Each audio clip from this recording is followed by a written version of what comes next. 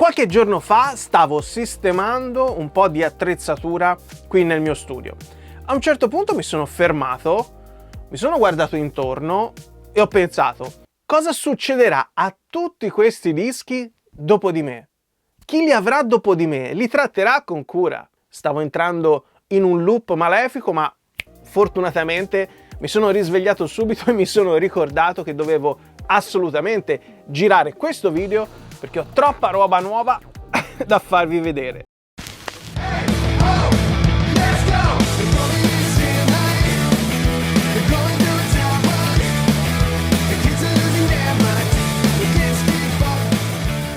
Ciao, io sono Johnny e qui su Vinilicamente ti parlo di musica a 360 gradi, dischi in uscita, classici imperdibili, hi-fi e tanti acquisti da raccontare. Trovate i miei brani preferiti dei dischi che vi presenterò in questo video all'interno della playlist Ultimi acquisti numero 9 su Spotify. Potete ascoltare e salvare la playlist partendo dal link qui sotto in descrizione. Seguitemi anche su Spotify perché presto arriverà qualche sorpresa interessante. Avete visto la foto che ho pubblicato qualche giorno fa su Instagram? Questa è una parte degli acquisti fatti da gennaio 2020 ad oggi.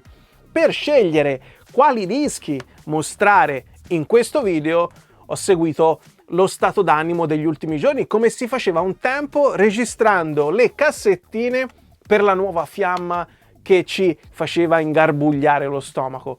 E quando riesci a combinarli e collegarli tra loro è come aver cucinato un piatto stellato, perché ti rendi conto che tutti gli ingredienti sono al posto giusto e puoi ascoltare la musica non solo con le orecchie, ma anche con l'anima.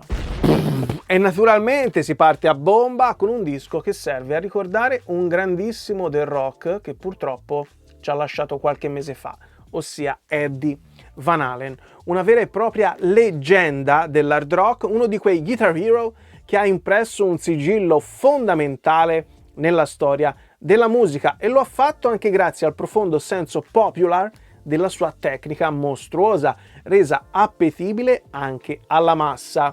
In questo è stato aiutato da un performer eccezionale come David Lee Roth, uno di quei giullari tarantolati nati per stare su un palco, e questa foto, la copertina posteriore, ne è la riprova. Troviamo già tutto in questo debutto datato 1978. Forza, intrattenimento, tecnica, spacconeria. Il primo singolo scelto fu la cover di un pezzo clamoroso, You Really Got Me dei Kinks, per la serie Sappiamo quello che vogliamo e lo vogliamo adesso. 35 minuti a tutto gas, ristampa rimasterizzata dai nastri analogici originali su vinile 180 grammi. Ciao Eddie!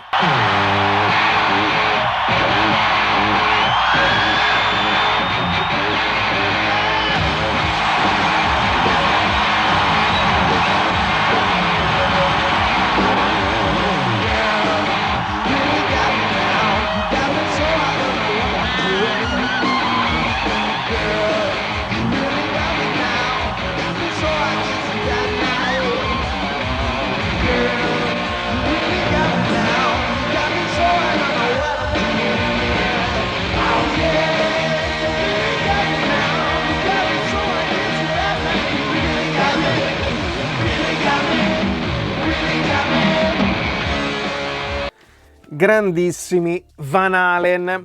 Prima di andare avanti ti ricordo che per supportare il canale puoi acquistare i dischi di cui ti parlo all'interno del mio negozio su Amazon alla sezione I miei vinili e CD e ci arrivi seguendo il link qui sotto in descrizione. Se i dischi li acquisti altrove puoi comunque sostenermi comprando quello che più ti pare e piace su Amazon seguendo il mio link personalizzato della homepage. Oppure puoi contribuire con una donazione tramite PayPal. Prendendo a prestito le parole dello chef Bruno Barbieri, gli ingredienti principali di Vinilicamente sono la passione e il coraggio di seguirla.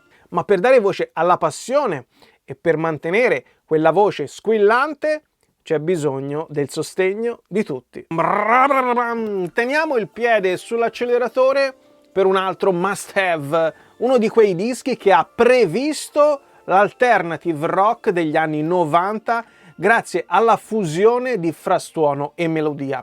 Una fusione che sarà alla base dei capolavori del grunge. Ritual de lo Habitual è il secondo album in studio dei Jane's Addiction e per molti è anche il loro capolavoro. Io non riesco a sceglierne uno solo perché adoro la voce acidissima di Perry Farrell che si sposa alla perfezione con le chitarre irrequiete di Dave Navarro, uno che secondo me non è mai stato valorizzato quanto meriterebbe, anzi addirittura è stato offeso quando ha osato mettere piede nei Red Hot Chili Peppers. Aspettavo da anni questa ristampa che arriva in doppio vinile color bianco trasparente per festeggiare il 30° anniversario. Occhio che ci sono poche copie in giro, capisci a me?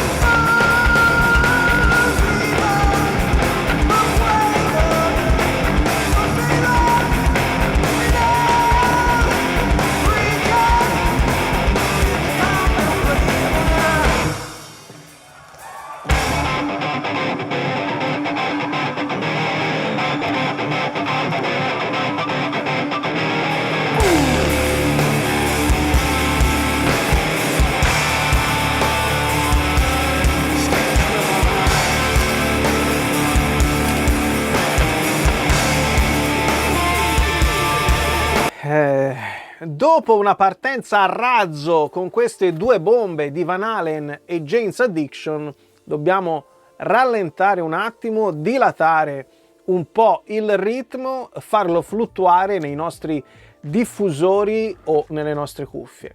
E non è un caso che io faccia riferimento a questo accessorio, prima di tutto perché arriveranno video dedicati all'argomento e poi perché è una delle passioni che ho in comune con chi mi ha inviato questo disco, Alessio Birreci, un amico della community che ringrazio per questo regalo.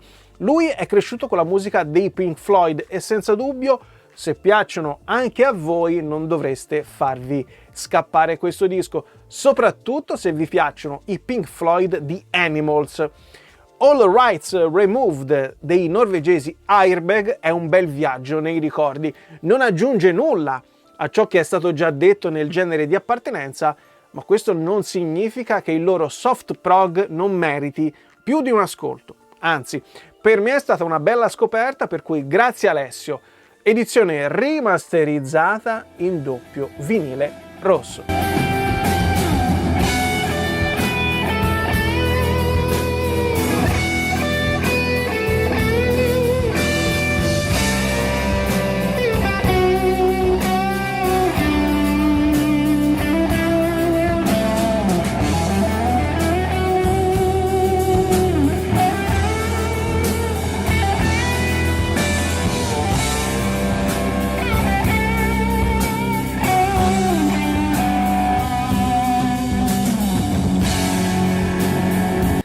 Ottimo, ottimo, aggiungiamo un po' di beat a questa dilatazione sonora con un album che adoro da sempre, Mezzanine dei Massive Attack, che ho recuperato in vinile solo nell'ultimo anno.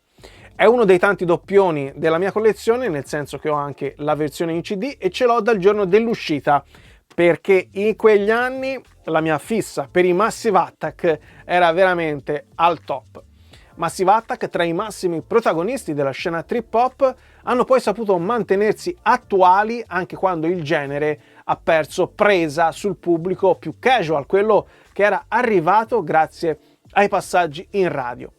I Massive Attack hanno sempre avuto un gusto unico e anche questo album fu anticipato da un singolo killer, Teardrop, cantato dalla splendida Elizabeth Fraser dei Cocteau Twins. Pubblicato nel 1998, è un capolavoro del genere che brilla ancora oggi, da avere assolutamente nella nostra discoteca se non lo conosciamo e abbiamo voglia di scoprire nuove cose. La curiosità nella musica e nella vita è sempre fondamentale. Come per tutti gli altri dischi presentati in questo video, trovate i miei brani preferiti di Mezzanine nella playlist di Spotify Ultimi Acquisti numero 9. Il link alla playlist è qui sotto in descrizione.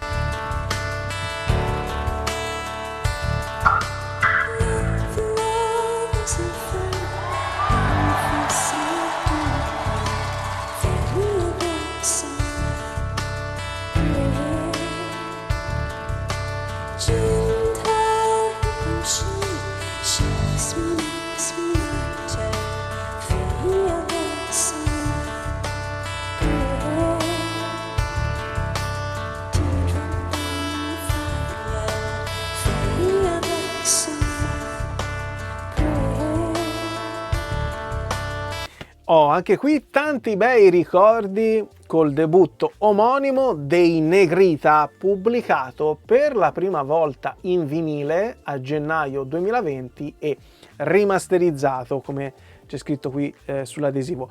In quegli anni esordivano o si confermavano grandi band come After Hours, La Cruz, Timoria, Massimo Volume, Marlene Kunz, CSI, figli per direttissima dei CCCP, Blue Vertigo, Ritmo Tribale, Estra, Prozac Più, Subsonica, Casino Royale e tanti altri, senza dimenticare l'esordio dei Verdena arrivato a fine decennio.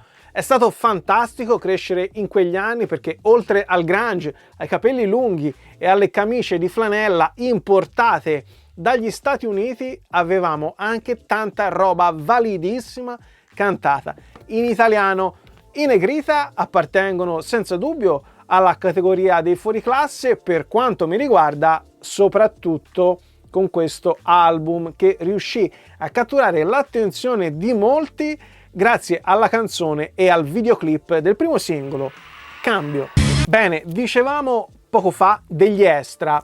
Quanto ho amato questo disco, Alterazioni del 1997.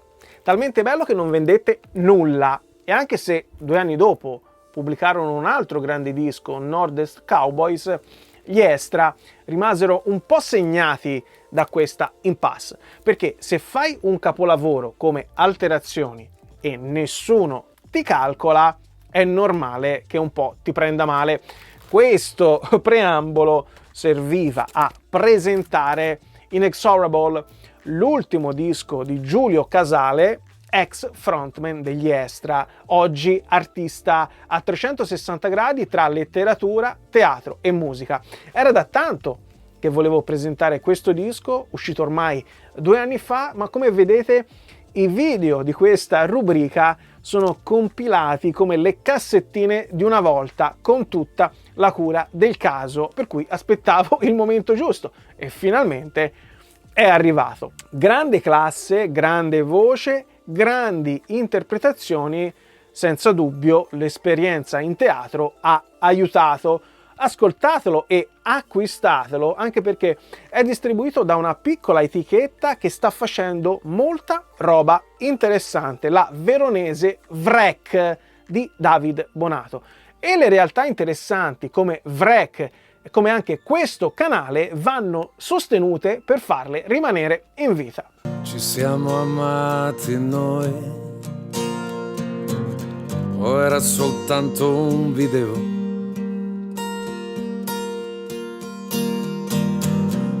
Così feriti noi, o era soltanto un video?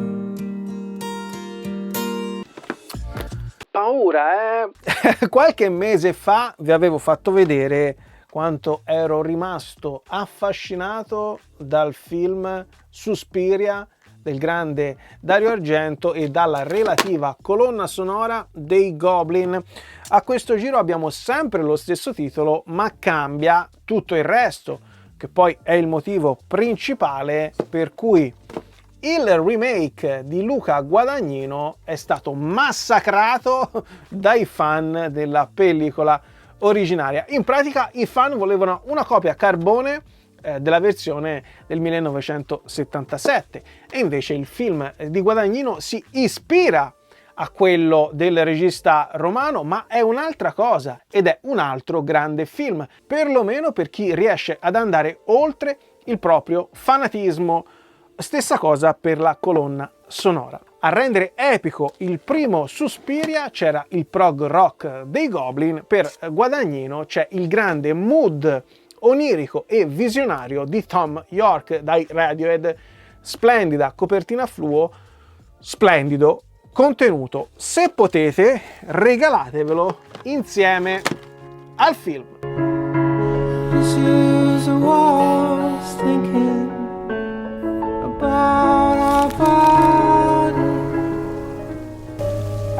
quando danzi la coreografia di un'altra, rinasci a immagine di chi l'ha creata.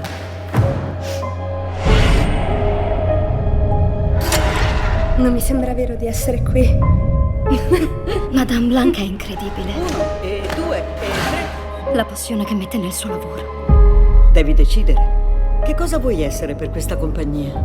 In quell'edificio c'è più di quello che si vede, dottore. Bene, bene, bene. Dopo Suspiria, per rimanere sul solito mood bello scuro e inquieto, c'è un capolavoro che ha fatto la storia del fumetto. From Hell di Alan Moore ed Eddie Campbell. Per intenderci, Alan Moore è quello di V per Vendetta e Watchmen, tra gli altri. Pubblicato in origine a episodi a partire dal 1989 e ripubblicato recentemente a colori nella Master Edition in un volume unico.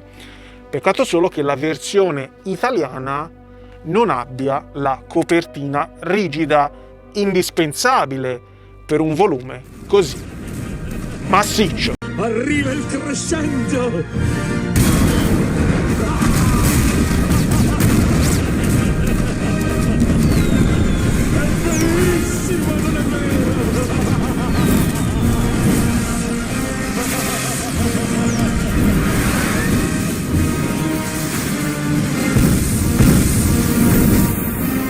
E bisogna rinfrescarci un po' con il synth pop del debutto degli Eurythmics, In the Garden, pubblicato nel 1981 e rimasterizzato a partire dai nastri analogici originali su vinile 180 grammi, lacche tagliate, ossia prodotte agli Abbey Road Studios. Questo disco è il preludio al capolavoro di 2 anni dopo, che conoscete tutti, Sweet Dreams Are Made of This, e contiene in modo un pochino più acerbo quella che sarà la ricetta vincente del duo inglese. Trame strumentali ghiottissime, ideate dal genio compositivo di Dave Stewart, unite alla vocalità impressionante della sublime Annie Lennox. Una Ziggy Stardust al femminile, anzi no, Annie Lennox e basta.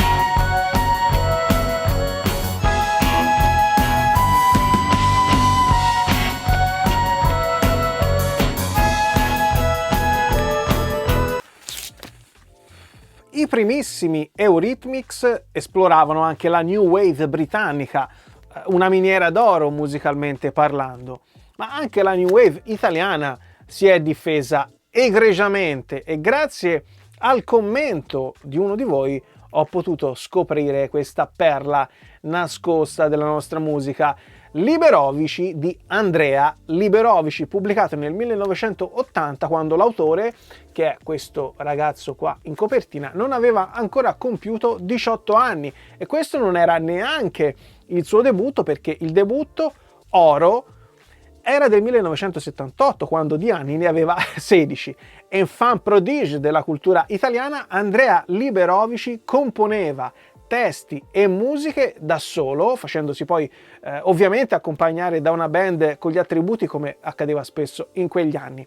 Liberovici mi è stato consigliato per via del mio entusiasmo per Lucio Corsi ed effettivamente qualcosa ci risento, soprattutto in certi modi di porsi vocalmente nell'impalcatura dei brani, ma Liberovici è più peccaminoso, è un fumetto ribelle a metà strada tra Lou Reed e il Pentotal di Andrea Pazienza.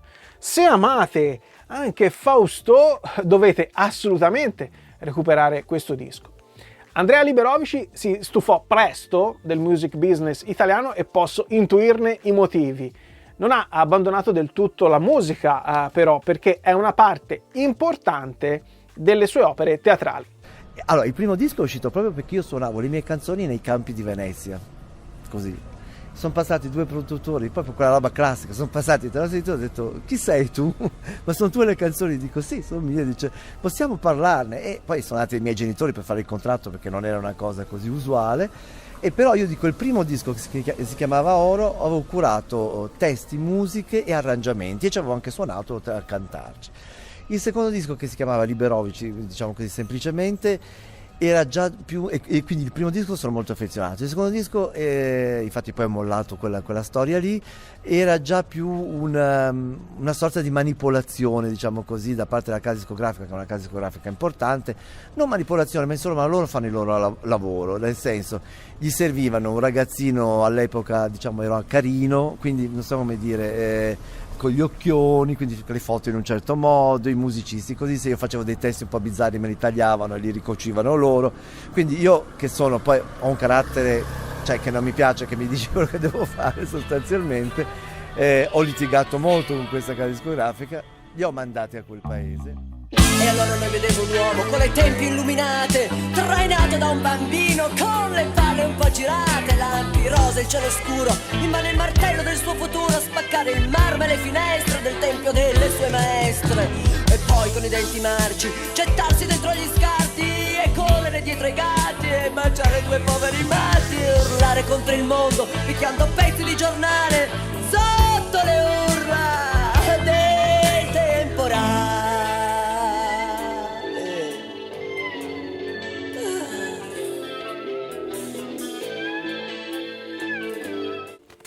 Bomba! A proposito di ribelli e di perle nascoste della nostra musica, ecco qua, intorno alla mia cattiva educazione degli Alusa Fallax. Solo per il titolo andrebbe ascoltato, ma soprattutto andrebbe ascoltato per il suo contenuto, che lo rende un classico minore del progressive italiano. Dico classico minore perché quella del prog è stata un'epoca d'oro ricca di tante band strepitose e tanti capolavori. Normale che quelli arrivati un po' in ritardo e anche un po' per caso alla realizzazione di un album, come ammisero gli stessi Alusa Fallax, abbiano pagato lo scotto di una scena già affollata e affermata. Questo concept, basato sui vincoli imposti all'uomo dalle istituzioni, sarà infatti l'unico 33 giri pubblicato dal gruppo milanese, ma vale assolutamente una riscoperta. Lasciare indietro la fame e il sonno, non chieder più, continuerò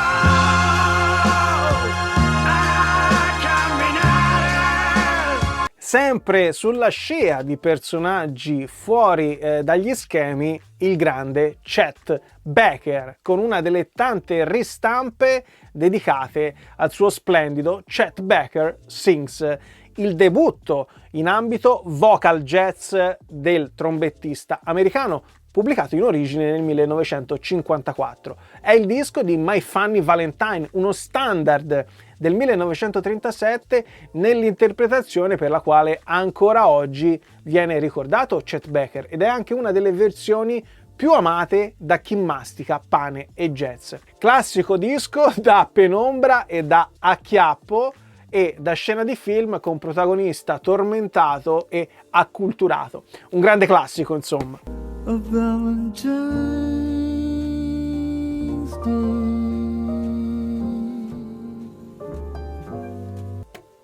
Amiche ed amici del metallo, già da questo adesivo capite che siamo sul pezzo, visto che Nuclear Blast è l'etichetta di riferimento per il metal e i suoi tanti sottogeneri. Gli oranzi Pazuzu arrivano dalla Finlandia con furore per creare una sorta di lysergic metal. Esiste questo sottogenere? Non lo so e non mi interessa sinceramente, perché mi serve a farvi capire al volo di cosa stiamo parlando per il contenuto di Mestarin Kinsey, uscito ad aprile 2020, che è una bomba atomica, consigliata soprattutto a stomaci e orecchie allenati che non disdegnano divagazioni cosmiche all'interno di una cornice scurissima e potentissima, e soprattutto all'interno di un genere che ha un estremo bisogno di nuove idee e questa è una bella boccata d'aria fresca.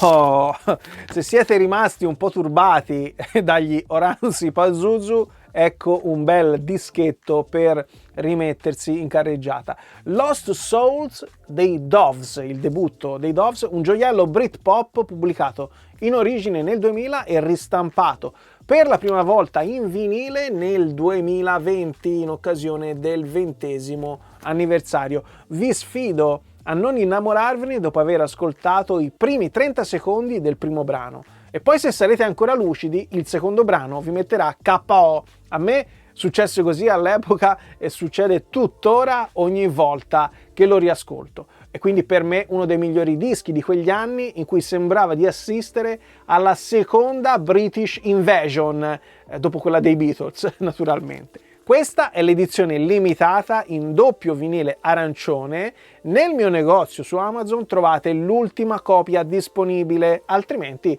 c'è la versione nera standard.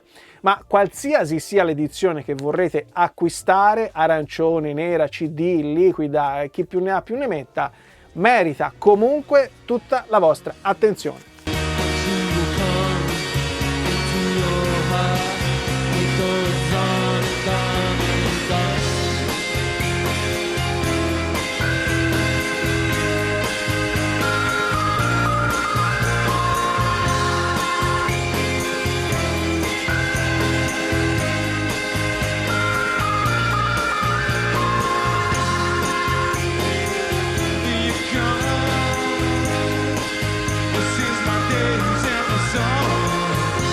Bene, bene, molto bene. Un altro disco inglese notevole di quegli anni, per la precisione di un anno prima, quindi 1999, è Showbiz, il debutto a 33 giri dei Muse, che per un attimo fece intravedere la luce a chi come me era rimasto folgorato da Jeff Buckley e lo aveva già dovuto salutare per la sua improvvisa scomparsa. Altri campionati, si intende, ma Matthew Bellamy sembrava arrivare al momento giusto e in più c'erano i chitarroni. Ho gradito ma meno anche il successivo Origin of Symmetry, poi li ho un po' persi di vista, anche se oggettivamente devo riconoscere tutte le qualità per cui sono adorati da tonnellate di fan in ogni parte del mondo.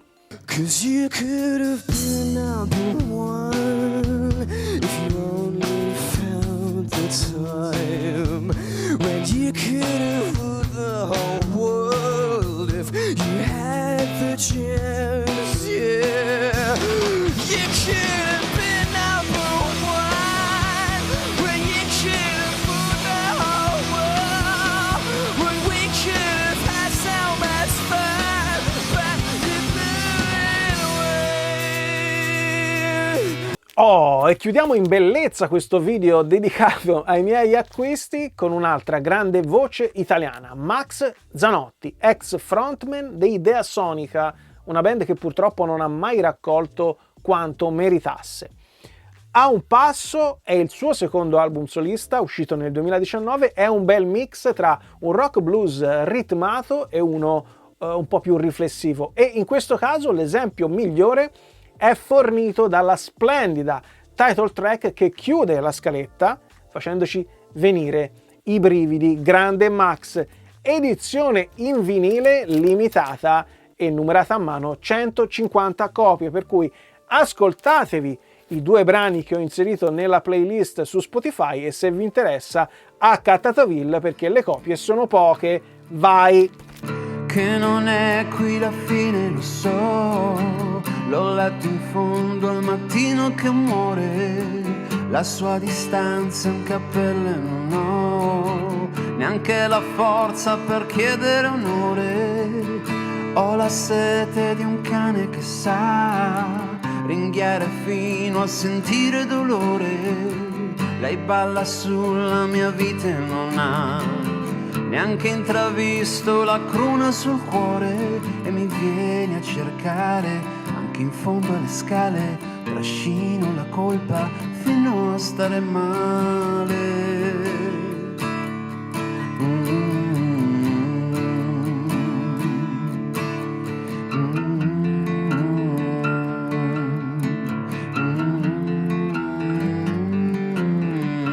Anche a questo giro la cassetta si è svuotata. A proposito, se vi interessa, la trovate all'interno della sezione Vinyl Care nel mio negozio su Amazon. Vi dirò 2 cose in più su come è fatta nella prossima puntata della serie Vinyl Care. Prima di far suonare un altro arrivo recentissimo, ossia il debutto dei modenesi Evil Knievel, che sarà ristampato a breve, voglio tornare per un momento alla riflessione con cui ho iniziato questo video. Mi piace conservare i miei dischi con cura. Mi farebbe quindi piacere se chi li avrà dopo di me li custodirà come se fossero una cosa propria. Ma in tutta onestà preferirei che si appassionasse alla musica incisa sopra piuttosto che all'oggetto. Chi ama il vinile certamente ama toccare la musica, ma non dimentichiamoci che è la musica a venire prima di tutto, anche prima del formato. A presto e buoni ascolti!